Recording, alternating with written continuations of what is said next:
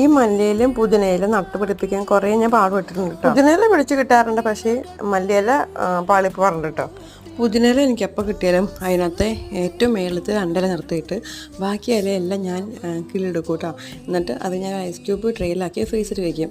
എന്നിട്ട് ഇടയ്ക്കിടയ്ക്ക് നാരങ്ങെല്ലാം കുടിക്കുമ്പം ഈ ഇഞ്ചിയും ഈ പുതിനയിലയുടെ ഐസ് ക്യൂബ് ഇട്ട് ഇച്ചിരി ഉപ്പും പഞ്ചസാരയൊക്കെ ഇട്ട് നാരങ്ങെല്ലാം കൂടി നല്ല സൂപ്പർ ടേസ്റ്റാട്ടോ. എന്തൊരു പ്രത്യേക കൂളിങ്, അത് ഒരു തണുപ്പ് ഫീൽ ചെയ്യും അങ്ങനെ കുടിക്കുമ്പം, ഈ പുതിനയില ഇട്ട് കുടിക്കുമ്പം. എന്നിട്ട് ബാക്കിയുള്ളത് ഞാൻ നമ്മുടെ ഒരു കുപ്പിയിലാക്കി ഇങ്ങനെ വെച്ചേക്കോട്ടോ. എന്നിട്ട് രാവിലെ ഞാൻ അത് വെള്ളം മാറ്റി കൊടുക്കും കേട്ടോ.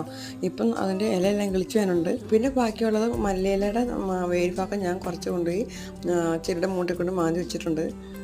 ബാക്കിയുള്ളത് ഈ കുപ്പിയിലൊക്കെ വെച്ചിട്ടുണ്ട്. പിന്നെ പുതിനയില ഇട്ടുണ്ടാക്കിയ നാരങ്ങ വെള്ളമാണ് അവിടെ ഇരിക്കുന്നത് കാണുന്നത്. ഇന്ന് 6ാമത്തെ ദിവസമാണ് അതിനകത്ത് ഇലയൊക്കെ വന്നു തുടങ്ങി കേട്ടോ.